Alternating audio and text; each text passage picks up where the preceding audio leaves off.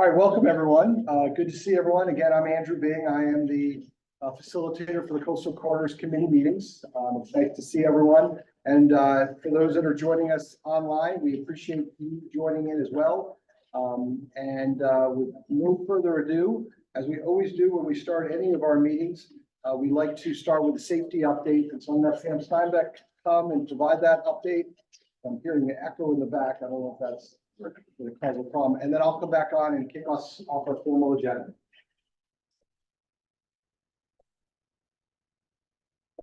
Good evening, everybody. It's so nice to see your guys' face again. It's been a while. So we're great that we're so thankful to have you guys here. So we do start off all of our presentations with our DelDOT mission statement, which is every trip, every mode, every dollar, and every one. Okay, and then the last thing that I will be here all night, but I do want to go over our most up-to-date safety slide, which is so we have the current for this year. So we are down about 28% of fatalities from the same time last year. So great thing is that almost all of the numbers have gone down, except for the intersection repeated. We did have an uptick in that, but the trend is great. We do want to see it lower and lower. So my PSA is always just please remind your family and your friends to wear your seatbelt, don't drive distracted, and just be kind, because there are a lot of angry people out there. So I'm going to turn it back to Andrew. So thanks so much for being here. Oh, for sure, she was going to say, speaking of angry people, I'm glad she didn't. So again, we always like to start that off. It sets the right tone for, in a way, everything we do, because yeah, we're trying to get people around, but ultimately we're trying to get everyone where they want to go safely. That's a great tone to start with. So our agenda, we're going to do some quick introductions and then provide our study overview and updates since our last meeting. We're coming back with our final draft plan. So that's everything's a highlight of the meeting, but that is really where we're going to dig in and spend the majority of our times. Next steps and then public comment.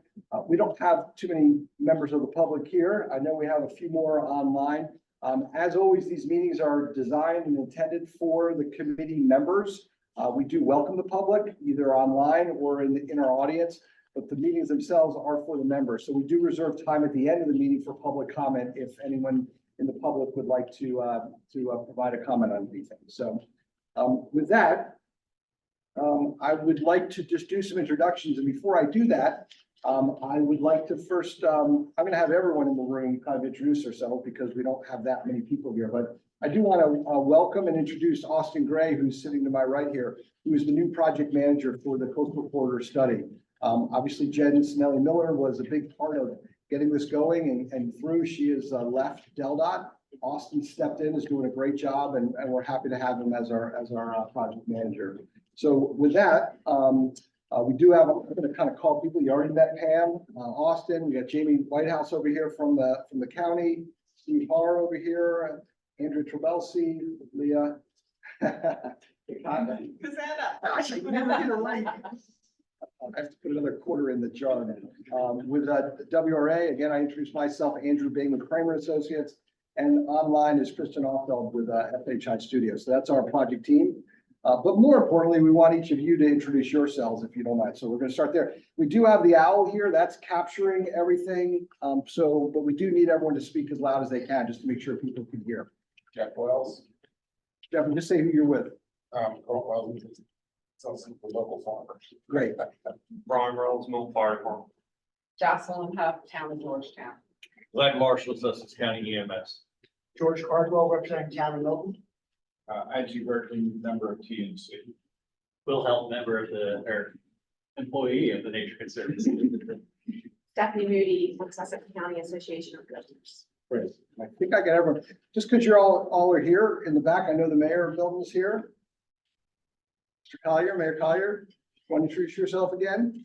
Councilwoman Meredith Hamilton. Madam Milton. And I think our most important guest is right over there, who's got a softball or some kind of sports practice in a little bit, but we welcome her. All right, we're gonna keep moving here. So I'm gonna just talk very quickly about a better part of 3 years of process in about 30 seconds to 45 seconds. But, we have had what I think has been a very thorough, good process to kind of get to this draft plan that we're going to present to you. We started way back during COVID. We did a stakeholder listening tour. We did several public workshops virtually during COVID. We kind of moved into our formal public process of our corridor committee meetings that you all were a part of. They were kind of, I don't want to call them intense, but they happened relatively quickly over a short period of time to kind of bring us through a lot of ideas, talk about a lot of the different areas that we want to focus on, and ultimately, get these ideas and recommendations from you that we could bring into a plan. And so that's, kind of the public process that you all are a part of that led there. A lot of coordination with, DelDOT, with the county, with the municipalities. We presented to the municipalities a few different times. There's never a perfect process, but, we're happy with the process that kind of brought us to today and what ultimately will lead to some, breakout projects. We have these recommendations. What are we going to do now? What are we going to prioritize? What should we look at? So we're looking forward to bringing that information to you today. A lot of times I'll stand in front of you and go, hey, we're going to need a lot of engagement. We're going to break into small groups. We're going to do this or that. There isn't necessarily a designated part of this where we're looking for you to kind of engage, but we do want you to ask questions. If something doesn't make sense, or if you want us to expand on something a little bit more, we need to hear from you. If not, we're going to be just hearing from Leah a lot, which is not the worst thing in the world. But so with that, I am going to bring Leah up to kind of take us through most of our agenda here. Evening, everyone. Good to see you all again. So before we kind of get into our recommendations for tonight, one thing the planning division has been working on is kind of doing a little bit better job explaining how the planning process works and the role of plans. And tonight, you may be frustrated to hear that sometimes one plan results in another plan, right? Because we kind of are drilling down on levels of detail. But that is often what needs to happen. So this particular study, we're kind of referring to as a sub-regional study. It was looking at a very big area. But some of our recommendations coming out of it are going to be looking at much more specific kind of corridor study locations. You'll hear tonight we have 2 future corridor studies progressing, as well as a community transportation plan. And those, again, get into more specific infrastructure recommendations than the study does, since we were looking at such a large area. So just keep that in mind. And as with this effort, there will be ongoing involvement both with agency partners such as the county and our municipalities, thanks to all of you here tonight, as well as the public. So this is an ongoing public transparent process, and we rely on all of you to get that word out to everyone. So I think you all know why this initiated, the Bay Bridge study over in Maryland, as well as the fact that Maryland widened 404 to 4 lanes in the Maryland portion of things, all the development activity that is increasing in the study area, as well as, the Delaware beaches aren't getting less popular, it seems. So we know we're also dealing with significant seasonal traffic pressures. And what we really hope to do is assess what's going on right now in the transportation network now and try to project out what's going to be happening in the next 10, 20 years so that we are making sure to build infrastructure, plan for infrastructure and build infrastructure to meet what's going to be changing. And safety is really the priority there. Increasingly multimodal safety, right? It's not just all about the cars anymore. We have seen the great success of more bike facilities, more walking facilities in the beach communities, and even transit moving folks around the beach communities in the summer. So we heard from the neighborhood and the communities as we went out and did those listening sessions that safety and mobility, not being stuck at your house, stuck in your driveway in the summer months, is critical. Maintaining a high quality of life that Sussex County is known for, and also economic competitiveness. We want our small businesses to grow and thrive. I'm going to turn it over to Steve for a minute to walk us through some of the traffic data that we learned about last year, just kind of update where we started. And Just a reminder, since it's been a year, sort of how we got to the study area that we got to.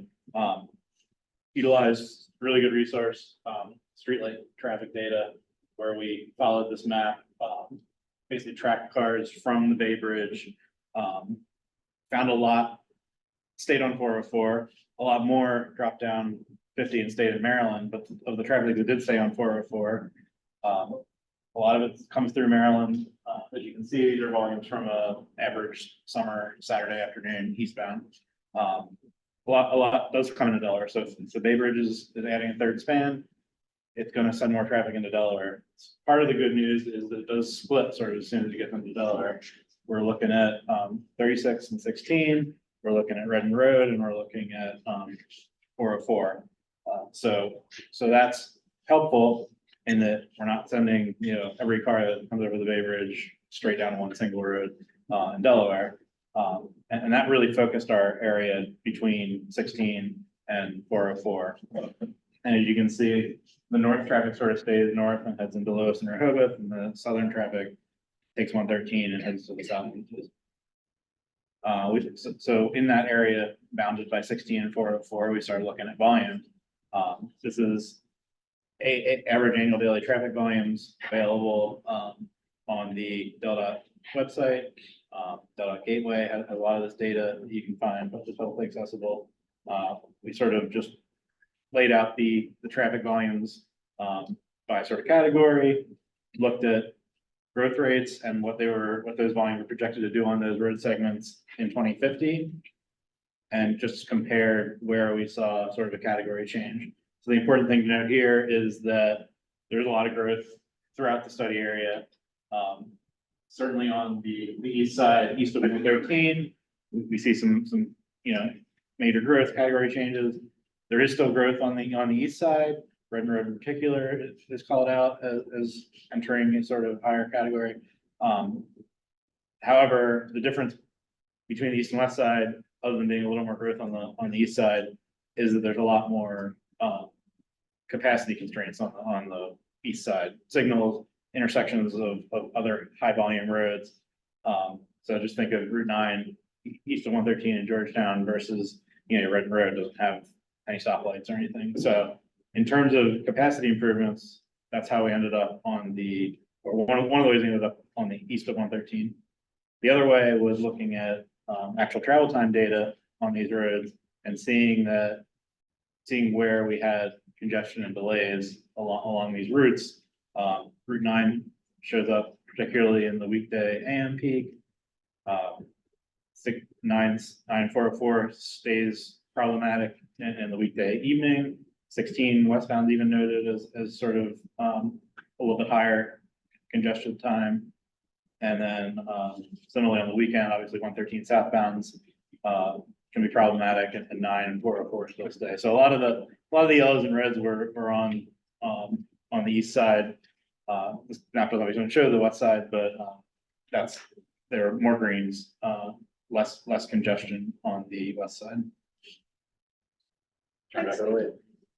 Yeah, so that, long story short, we wanted to provide kind of that high level overview, especially because there's been a lot of conversation recently. I think we've all been reading the Cape Gazette and a lot of meetings happening around development pressures, right? And understanding kind of the data we looked at and what that data did and did not do. So part of why we wanted to recap that, I know we have a number of members of the public online tuning in as well. So that kind of gave us, our initial study area in purple we were looking at. We decided to kind of break off the western portion of that. There is a Greenwood Bridgeville transportation plan that is posted online if anyone's curious about it, kind of looking at some of the concerns in that part of the study area. Obviously, we're out here tonight to really hone in on that east of 113 area. So again, our goals were really to identify both short-term things we could do as well as the long-term bigger picture we need to look at for traffic solutions, educating and informing local stakeholders such as yourselves and members of the public, and also building some consensus around the support of for solutions. Because some of these things are going to be big discussions. If we're talking about widening 9, which we're going to be in the coming years, that's going to require a lot of active dialogue with community moving forward. I think we can all envision how contentious that could potentially get, right? So that's part of why we're here, to start that process early and often. So since we all met last June, we have refined the recommendations we presented to the public at our workshop. And that was based on feedback we received from the public and you all at that point in time, as well as kind of a refined understanding of some of the DelDOT projects in the pipeline, as well as proposed area development and feedback from other DelDOT staff. Planning did the study, but we made a point of talking to the folks in traffic and project development and other sections to really make sure they were all on board with what we're talking about here tonight.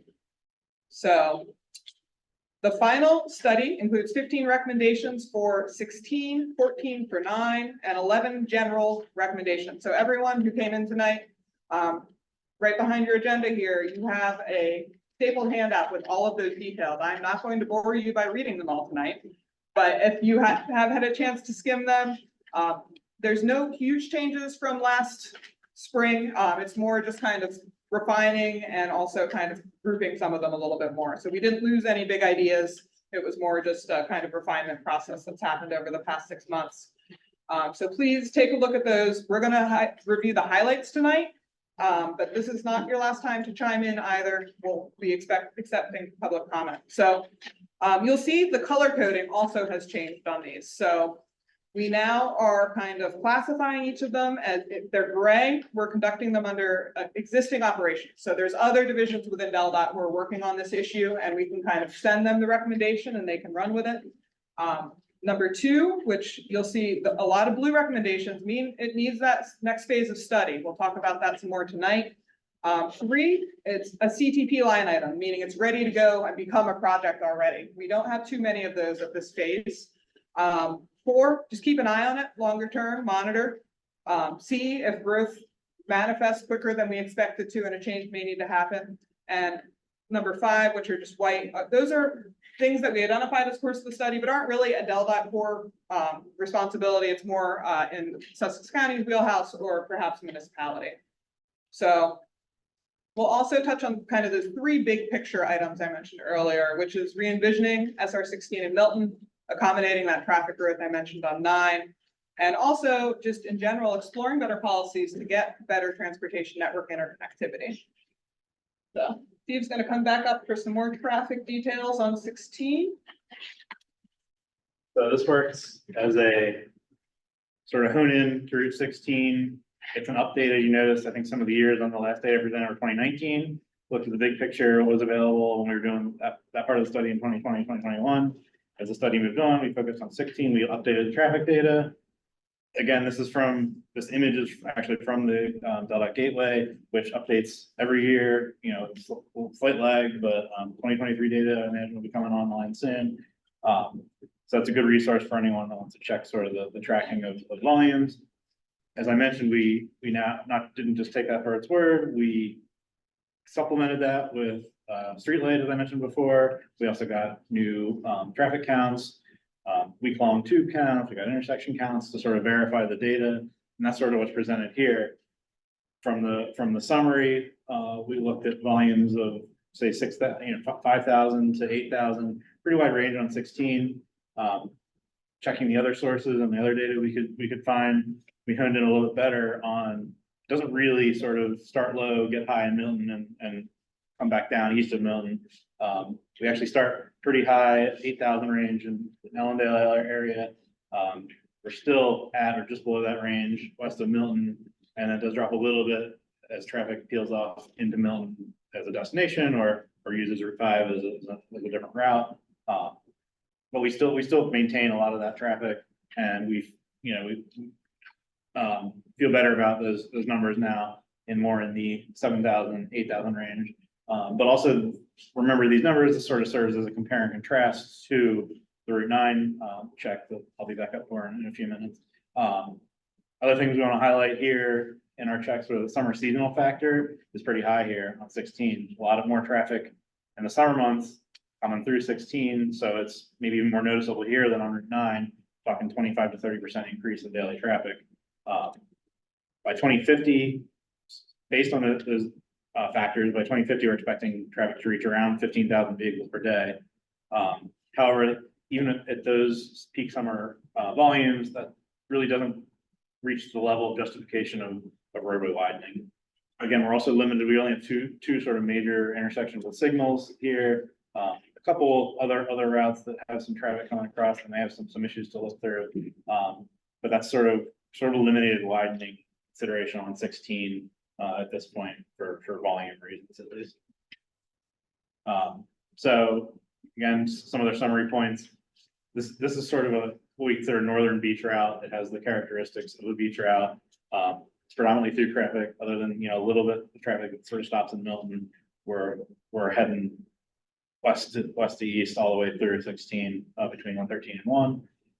Higher volumes on the weekend, high summer seasonal traffic increase. We have, not too many origin destinations in Allendale and Milton. Overall, they're slightly higher to the west side, but they're pretty consistent. Like I said, they're in the 7,000 to 8,000 average annual daily traffic range. So we're not ignoring these intersections. We could still focus on improvements that may be needed. We actually done a couple projects already planned at the two signals. So we just follow along, make sure they address the needs. Of the traffic that doesn't stay on 16, we see some traffic taking SR 30 to Sand Hill Road to SR 5. That's common. That's sort of the most common bypass to point south. But that traffic usually doesn't connect all the way back to Route 1. They're not using that to get to Route 1. They're just taking that 2 points sort of between 16 and 9. 30 is a sort of balanced north-south distributor traffic in the local area during peak times, but it becomes inundated with regional traffic, especially on weekends. Basically a bypass route for 113, we've noted. So with that traffic data in mind, the highlights. So now we're just gonna walk through some of the highlights of the recommendations. In the Ellendale area, there's a lot of localized development, some of which is getting annexed into the town. So a lot of the recommendations here are really around multimodal connectivity. So making sure that sidewalk network is complete, making sure that there's bike facilities and that sort of thing. Unfortunately, the Allentown representative here tonight, we'll be meeting with them as a follow-up to this to confirm. Just a reminder to everyone, there is currently a grade separated intersection programmed for the intersection of 113 and 16. So we already did meet, one of the concerns of this group was, well, making sure folks can get across 113 if they are walking or biking. And we did meet with Project Development South, and they indicated that there would be a pathway connector incorporated as part of that project. So if that plans to annex on the west side of 113 manifest, there would still be a way to get back and forth. Moving to the kind of part of 16 between Ellendale and Milton, you see that long gold line recommendation 16.5. That's the rail corridor, and there's definitely been some interest over the years in the possibility of rail with trail along that. So that is one area we're going to be further exploring as part of an active transportation plan the department's going to be working with Milton on, which will not only look at bike and pedestrian improvements within the town, but also kind of those regional trail connections. So that will be kicking off as part of that planning process, which I'll touch on a little bit more soon. Also kind of had a great opportunity to coordinate Project Development South around that roundabout, which is moving forward at the intersection of 30 and 16. Obviously got a couple businesses there that are pretty popular. So basically that intersection is going to shift a little bit to the west as to not impact the operations of those businesses. Will be a roundabout. I know we all have a lot of feelings about those, but it's what it's going to be. So that process is moving forward, and they will be doing public outreach as part of their normal process for that. So if you would like to get in touch with the project manager around that one, please let us know. We can provide you the point of contact. So heading into Milton. So see a lot more lines and recommendations here. We know there's more development coming into town, and we know 16 right now is not the most friendly place to take a stroll.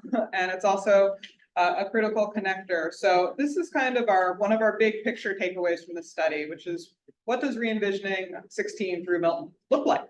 And we're excited to work with you all to figure that out over the coming year.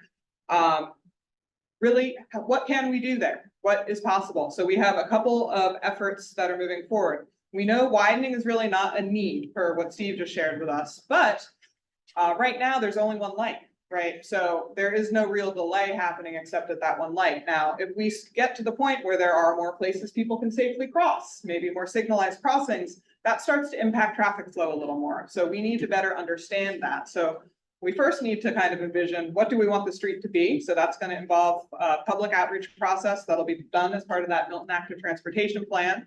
And once we understand some of those different scenarios, we'll have a couple different things to model. We'll be working with Steve and his team to see what those impacts on traffic will be.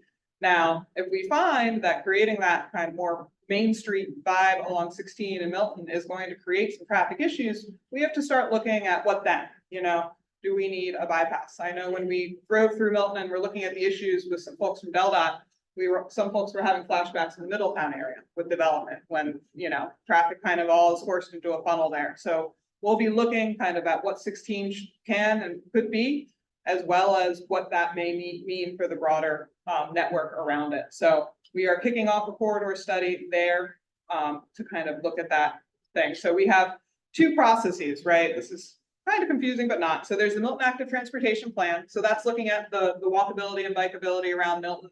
Councilwoman Meredith has been helping us form a transportation advisory group that will be convening this spring to start working on those efforts, and there will be a public workshop and all of that this spring. So that we'll use that to start brainstorming, visioning, what do we want to see? And then there's that bigger, longer term corridor study that will take some of the public input we get during that active transportation plan. And that'll kind of kick off more next fiscal year. So starting in the summer into the fall, and that will be really dialing in on 16. And again, we don't know exactly what the outcome of this is going to be. It's going to require a lot of active coordination with the town, and you all are welcome to stay as involved as you'd like, depending on how much you rely on that road and how much you'd like to inform what it's going to look like. So I'm going to pause there. Yes, I'm gonna just say one more thing and then see if there's any questions from anyone. But, you know, when we were going through our process of coming up with the recommendations, I think there was almost some hesitancy because people are like, well, gosh, are we, you know, by making recommendations, I mean, you're just going out and doing it. And we said, you know, these recommendations will lead to kind of these breakout efforts. And there'll be a whole separate round of public engagement, public involvement to really hear from anyone before, you know, anything is truly decided. So I just wanted to kind of emphasize, you know, how the process is working, that, you know, the work that you guys are doing is kind of raising these ideas up. And as we take each of these ideas, you know, there's going to be plenty of public outreach, plenty of time for people to say yes, no, or somewhere in between to what we're doing. Hopefully it's more than a yes or no. Hopefully it's constructive feedback on what we can be doing better. But so any thoughts on anything, Leah or Steve presented? Yeah, George. I'll kick it off. And George, just talk as loud as you can. Yeah. For online. 16 through Milton is, there's a lot of different areas. I mean, it's a local street for people that live there. It's a slightly marginalized regional road in the fact that it's connecting one with 113. So it's carrying through traffic. Most of the traffic you're showing is through traffic. That obviously in the next 20 years, 30 years, those percentages are going to change just because of the global developments occurring. So even if it's the ward doesn't live up to a 4-lane road, which frankly, I hope it doesn't. There's still turn lanes and transitions, both left turns and right turn lanes, sidewalks and the rest of it that goes with it, just urbanize it. Because right now it's a semi-rural road in an urbanizing area, and so the two just don't match up very well. I mean, how can that road best serve the residents, the people who live around it? I mean, you know, like, you know, because you want it to serve you all, not just sort of be sort of dependent on it, you know, just grow it ad hoc. That's why we want to try to get out in front of them and look at that and see what makes sense, you know? Sort of the ancillary to that also, the town is developing along 5A and 5 both. So where previous modeling certainly shows there's possibility of using a roundabout at 30 to go down the Sand Hill, go across to go 5 on Harvest and get back to 9. Over time, that's going to become less attractive just because that area also is urbanized. 1,300 houses coming in on Sand Hill Road.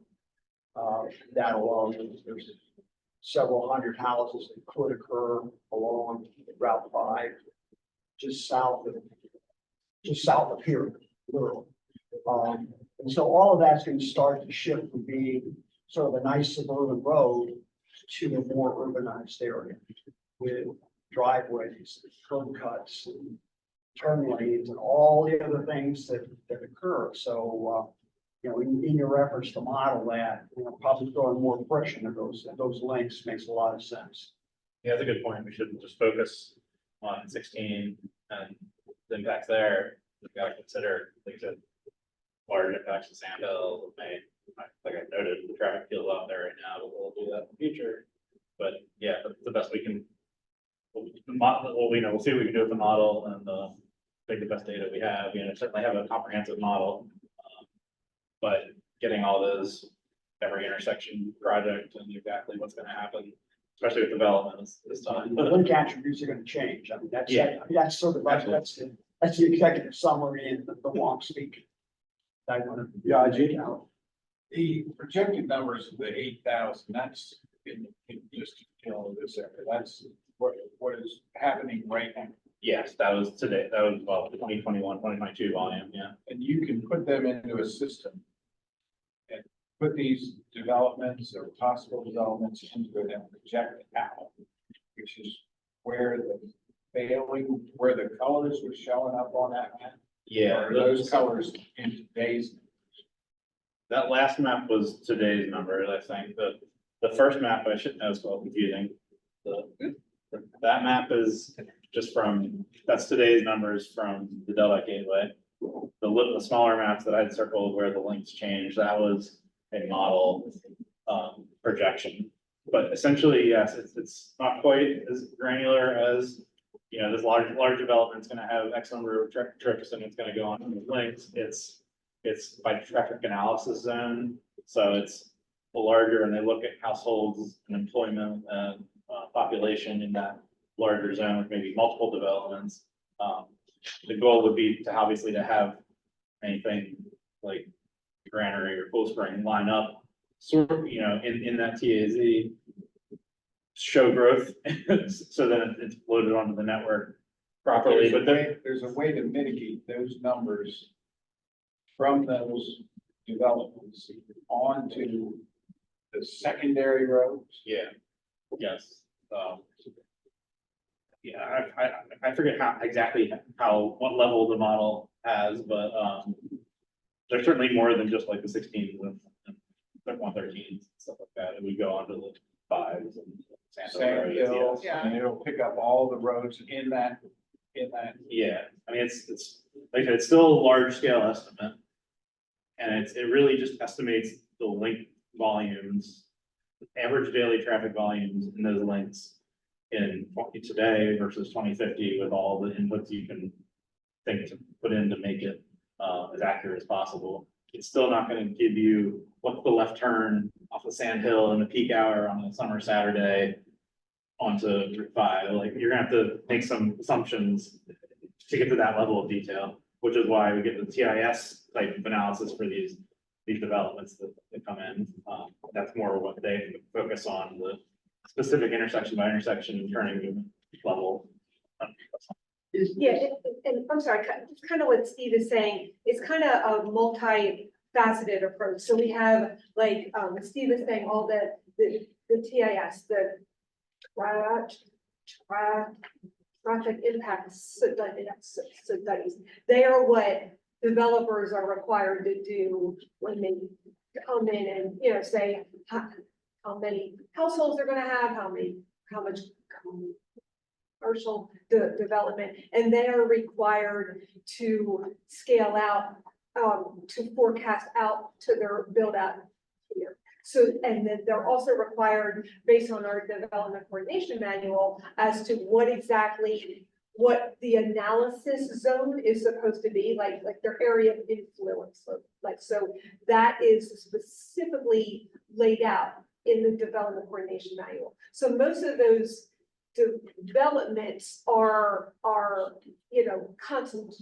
If you have a housing development of like 200 homes, that's, you know, if you average a single family at like 10 trips per day per house, you're thinking of about 2,000, did I get that right? Yes, 2,000 trips. But what we also take into account, so that the development community is required to do their own for their parts. As part of our long-range planning studies, we not only take into account what those developments are that we know of, right? So we only know what's on the books, right? So we take into account what we think all of the developments are going to be that we know of.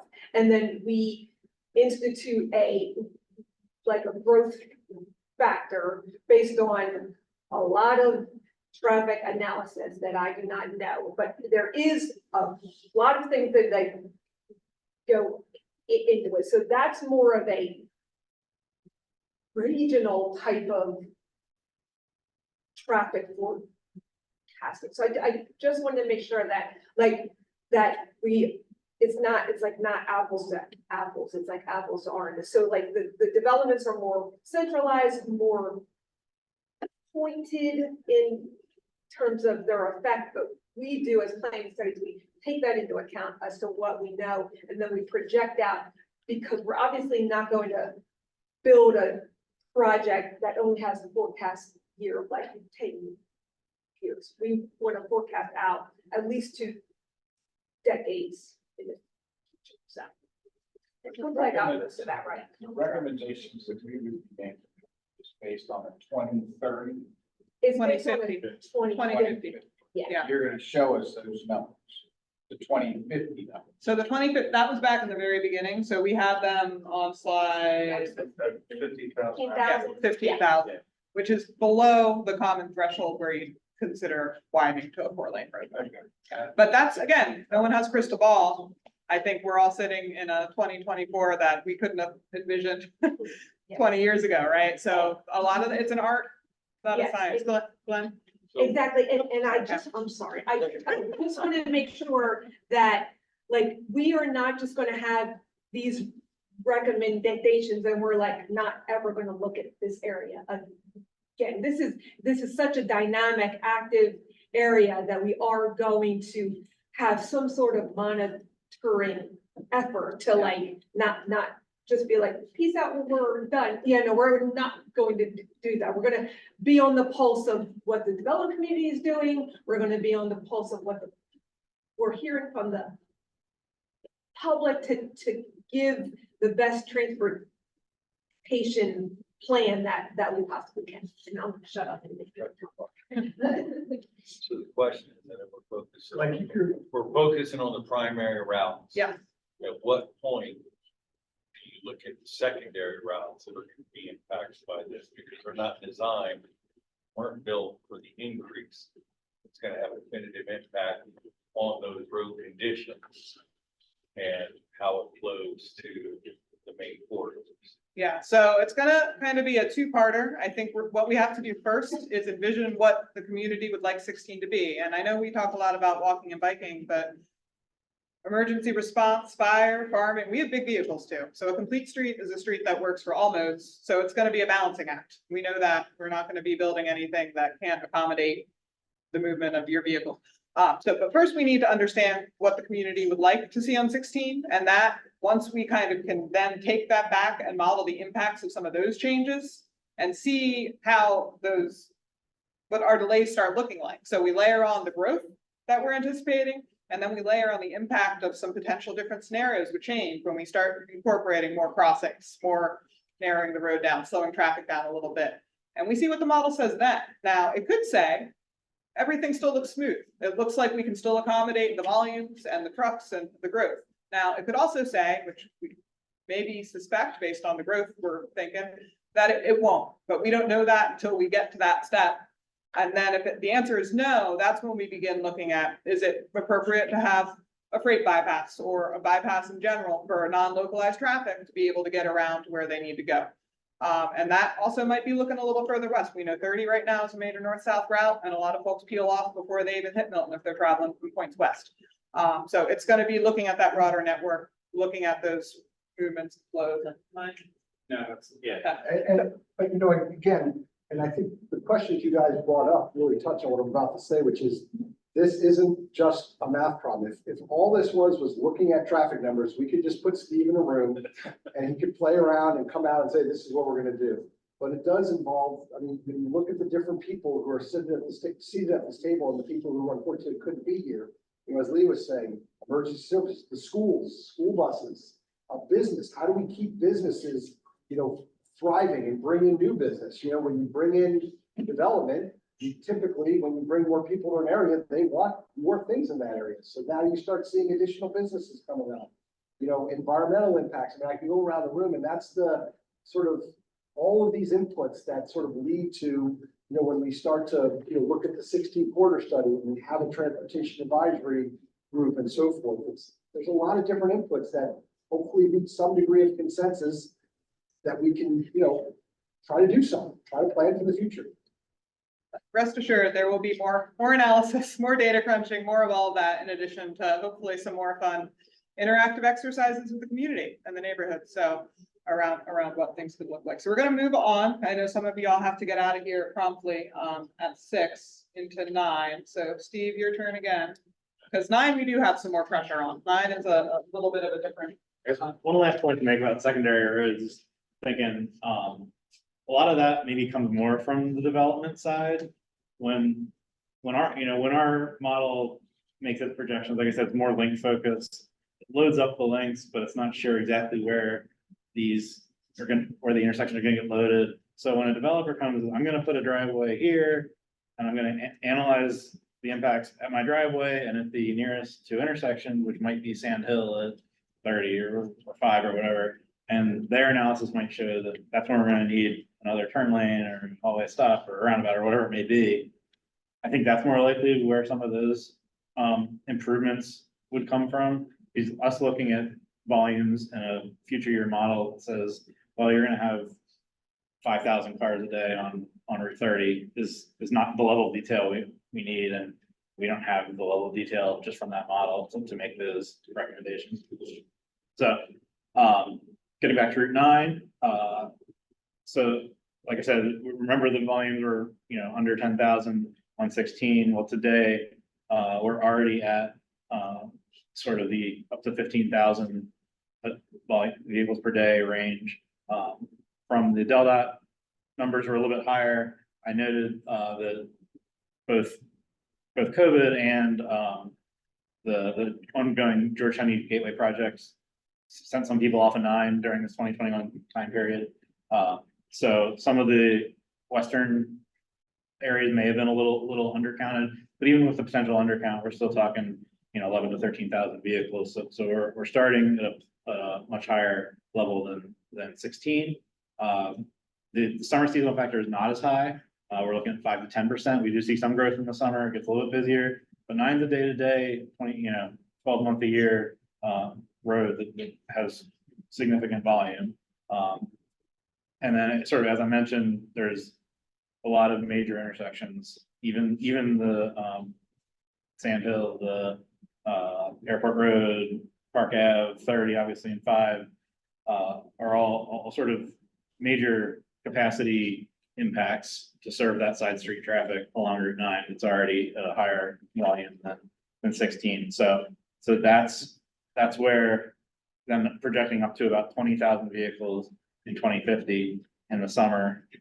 That does sort of meet that threshold for dualization, and knowing that we already have these capacity concerns, some today, some by 2050. That's where we did start wanting to consider what would dualization look like and require. Quick summary, so we're already 50% higher than our 16 daily today. Lower summer seasonal percentage increase, but still a bit higher in summer. Mentioned we're approaching 20,000. Signalized intersections are essentially built. I like this point too. Whereas on 16, we can add a turn lane and a turn phase at 16 and 5, if, you know, without too much impact to the geometry. We've already added those lanes and those turn phases almost all along Route 9. Everything has a left turn, a right turn, bike lane, most of the case. without adding another, dualizing a left or dualizing a through lane, you're not really have a chance to gain much capacity at those intersections of Route 9. So, we've sort of done what we can from an existing geometry and typical traffic, improvement standpoint, intersection improvement standpoint. Good news, like I said, we have bike lanes, we have pedestrian accommodations. A lot of them are in sort of good shape today.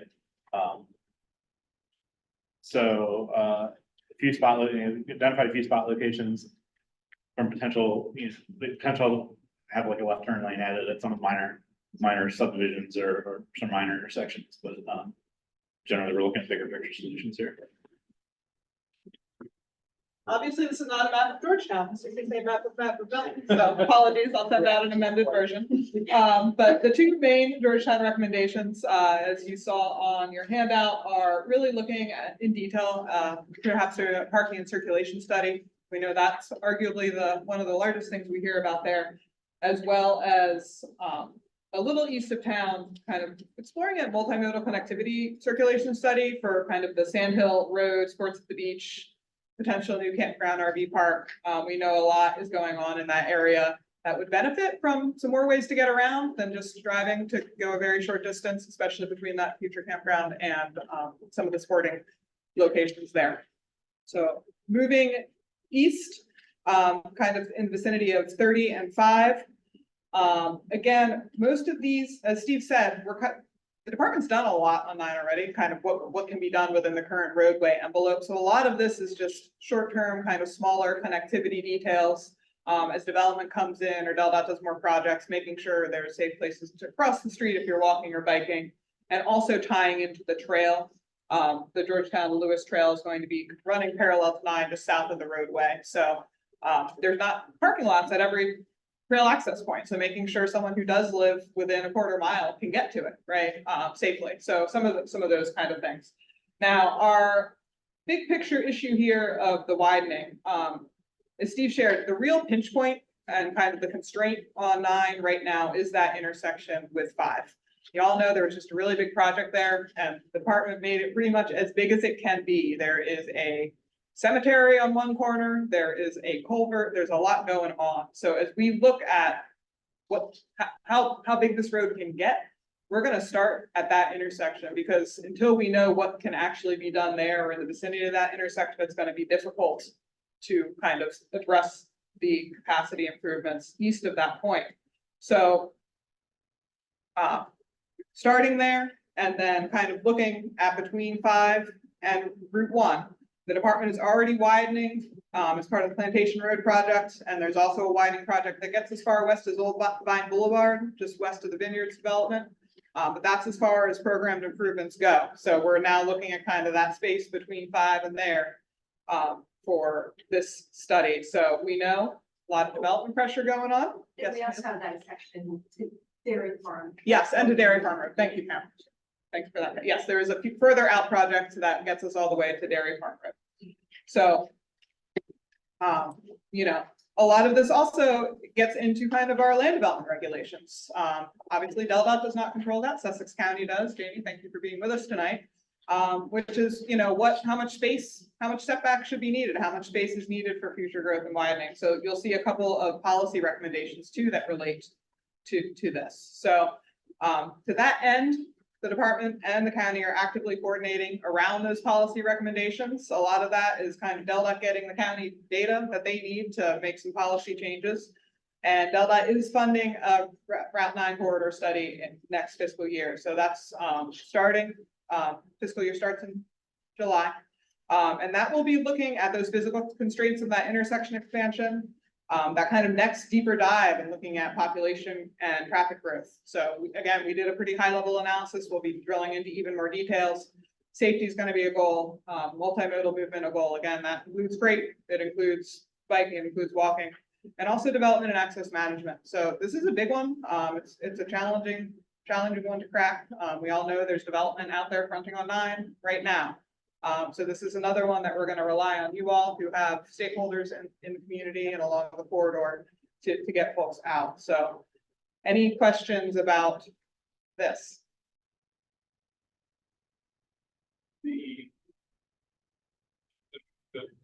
you know, you're looking at doing from 5 to 1, which is where all the controversy is. What is your track timing versus their track timing? So this kind of gets into what Pam was just saying about the traffic impact statements that the development community is required to do, as opposed to our kind of study horizon. I mean, we're not kicking off until July, and I envision this process taking probably 18 months to wrap up. There's going to be development proposals coming in throughout that, right? So it's kind of two parallel tracks, and there's a process, and Pam's team with development coordination is responsible for kind of checking the traffic impact statement and verifying that based on the background growth. And it's also coordinating with Jamie's team in land use around, you know, comprehensive plan and zoning issues. So they're parallel. We're not going to have an answer from this study effort to, you know, we know the road needs to be widened, period, even without specific developments coming in, just based on what we see with a traffic growth projection from the model. That 0.6 rate year over year, we're assuming, kind of takes in inputs from the Delaware Population Consortium and other sources to guess how much it's going to grow. So even without specific developments, we're seeing the need for that widening now. So dare I say, it's not that it makes it easier, because it is not. It is just, it's more certain that it needs to be widened. So knowing that it needs to be widened, then we can now look more into what are the constraints, what are the, you know, alternatives we can look at. Are we going to have in-road multimodal facilities? Is it going to be a separate shared use path? Like all of, so we know that's what we're going to have to do. Now it's a like alternatives assessment, like, and pulling in from the public as well as like what the developers are required to do. So we'll know throughout this, you know, as Lydia said, probably 18-month or longer process of knowing what they are going to be required to do so that we can supplement our analysis. And I think one other point is too, not especially some of the scale developments that are being proposed, they're not going to have that impact overnight. Some of the build out for some of these, correct me if I'm wrong, are 20 years out. So we're not going to see traffic doubling tomorrow. So there, in that regard, there's time for us to kind of plan for infrastructure for future build out. The development coordination process that was playing out separate from this effort, but I think it does highlight the importance of this effort, if anything. Thank Um, as you're doing the study of nine quarter and considering widening it, you also look at what the impacts will be on parallel and perpendicular routes as well? Because it seems like eventually this is probably sort of screams at starting to look at a grid, parallel facilities to, Yeah, and we that's, have that to some extent already. People that either look at these things or can read a map. and the department has been moving in that As direction. far as like looking at things like Beaver Dam and Cave Neck and roads that are not in this study, but in fact are going to be the routes that people would use to avoid forecasts that you're showing, being part of that forecast. Yeah, so the model that Steve's been referencing all night is a network model, right? It's not, we're not looking at one strip of road in isolation. So the most definitely, and the department also has an acknowledgement of that. There's been some pretty recent studies and investments. Plantation Road in part is to have a redundant north-south route to one. And then the Mulberry Knoll Road extension study is to have another redundant north-south route to Plantation. So we're kind of, it's happening, it's coming. And if you look at That DelDOT's would be part of what. capital transportation projects, there's projects, improvements scheduled all around these areas, you know, that are really gonna change the circulation patterns. 1.4 billion $1.4 billion worth of in the investment next 6 coming years. in. So the network is growing, it's changing. The model and the modeling and the traffic analysis will incorporate all of those CTP projects in the pipeline, and kind of look at those improvements, but So you'll be able to look at those roads as well as just look at, you won't be looking at nine in isolation, but Correct. looking at the whole network. And Yeah. so some of the recommendations you may come up with nine also will involve Potentially, yeah, All works. potentially. And again, the model, it's like a living thing. Folks are in it every day, so it's being used already to look at the impact of programmed capital improvement projects. And again, these developments as they come in, that's part of what's used to assess the impacts of developments as they come in. So folks are pretty familiar with this area. There's a lot going on in this area, so it'll be a wealth of kind of background and knowledge of how traffic is flowing. I mean, Steve, how long was your team been kind of problem solving down here now? Yeah, I mean, well, like I said, there's endless projects for various firms. I mean, intersection improvements to the safety studies to the HUD programming, it's like it's not just planning, it's looking at this stuff. There's constant departmental review and improvements going on, and not just on the main road. But yeah, certainly regularly we're working on that.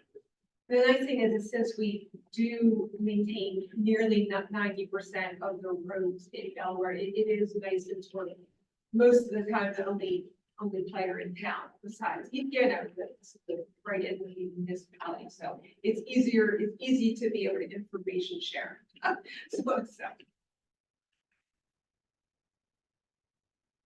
Yeah, so again, excited to have you all as part of the conversation moving forward too, because it's the data only gets us so far. So Cool Spring moving east then, so obviously we had the big picture look at the entire corridor, but also paying some attention to some specific locations, again, tying into the trail network, as well as looking at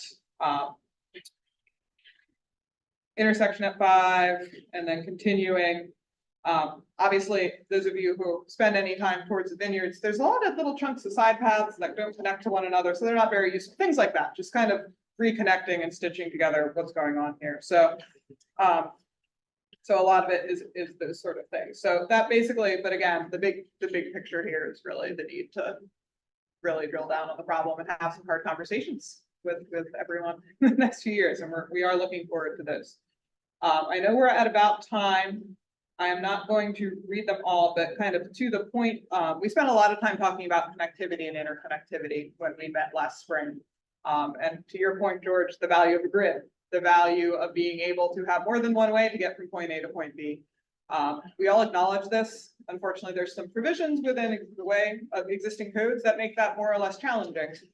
So a lot of these recommendations are working with Jamie and his team over at the county to kind of how can we clarify some code provisions and make our language a little stronger to kind of require that interconnection? And that's both for things like emergency response, making sure that someone can get to you. I mean, emergencies don't stop just because it's Saturday and everyone's driving to the beach.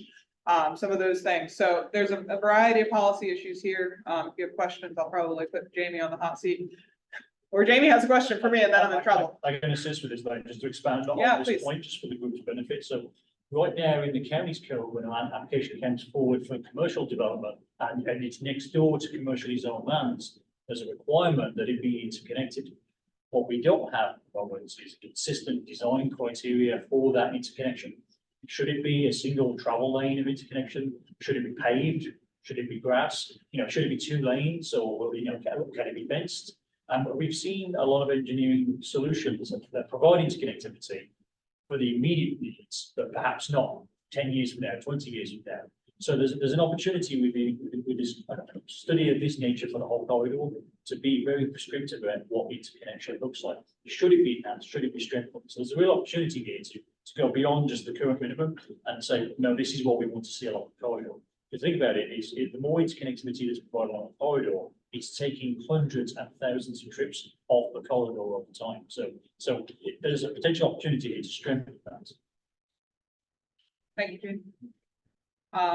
And somewhat related to that is setback requirements. So we alluded to this a little bit when talking about 9.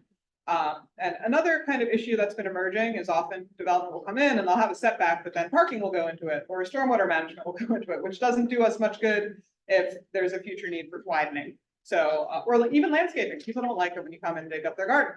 I don't like it either. So some of again, these are just nuances, things that over the years have become sticking points and a little unclear. So pursuing some solutions there around further clarifying what should and should not be within the setback, and also standardizing setbacks along some of these corridors.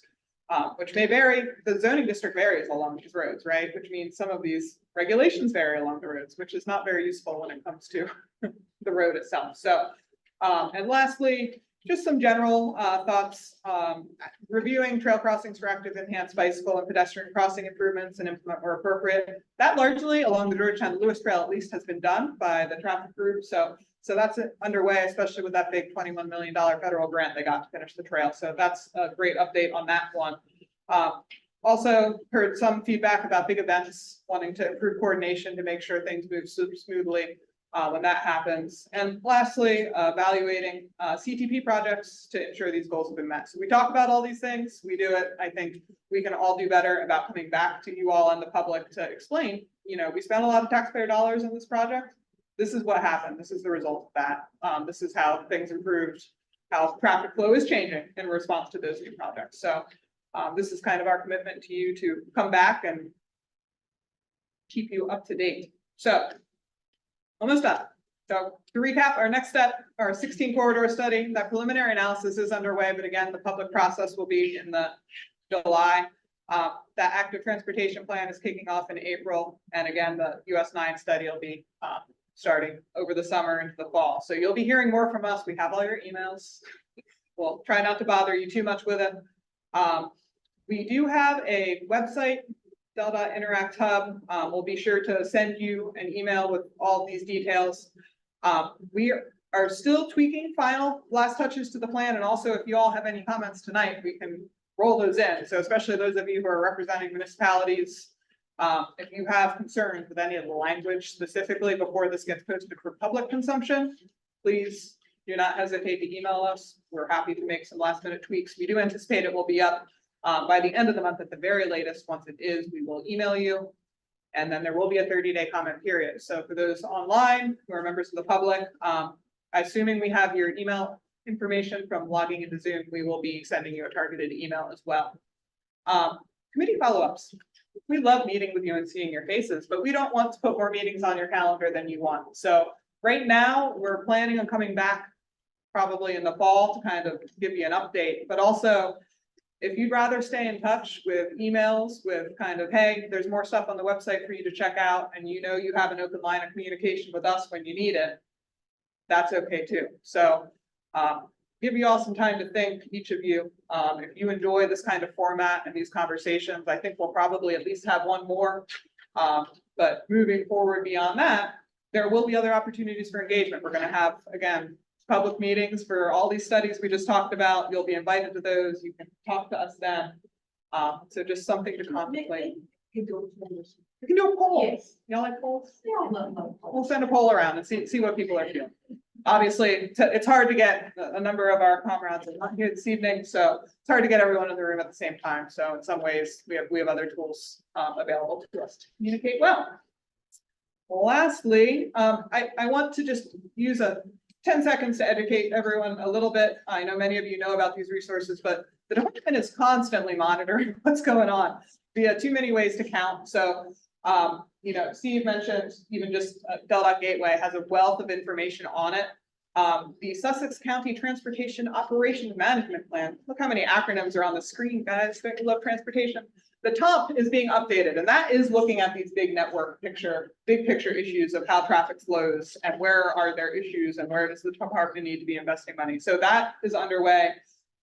There's also a lot of monitoring going on around crashes and safety, and then there's programs to address those issues. So every year the department generates a list of hotspots that are the most unsafe areas in the state, and they come out and they address them with a variety of programs you see listed there. And then also our friends at the Office of State Planning are tracking these development trends and publishing an annual report on the implications of those. So our process does not exist in a vacuum. There's a lot of great systems in place already to kind of, as Pam said, keep our finger on the pulse of what's going on. So just wanted to let you know that. We do have, again, that new Del.Dot Interact website. This is not just for our study, it's for all planning studies. There's a lot of information on here. It's a really kind of user-friendly interface. We can bake in surveys and do all this stuff. So we'll be using that moving forward to advertise our meetings. And once our study is posted, it will be up on this page. So this is what the interface will look like. You'll see a tab that says final draft study available. and you can select that and check it out. And lastly, remember back at the beginning of this hour and 10 minutes, sorry, we're long. We talked about some other efforts underway. So we're going to be kind of using that Del Dot Interact page as a place to kind of direct folks who are interested in the history and all the analysis we did, and also the Greenwood Bridgeville effort on the west side of town, this piece. And speaking of that, on the west side, there's a study coming out of that too on Newton Road, kind of looking at the 404 area just north of, Greenwood. So again, a lot going on, more than any one of us can keep track of, but we're trying to do a better job sharing it. Public comment. We have, Pam, you don't count. Councilwoman, anything? Okay, Mayor? All right. Thank you all. Anybody? Anyone online, anyone online? Okay, great. So with that, again, QR code, if you want to visit that website right now, we will email you when the plan is posted though, so look for a friendly email. Thank you everyone for your time this evening. Thank you.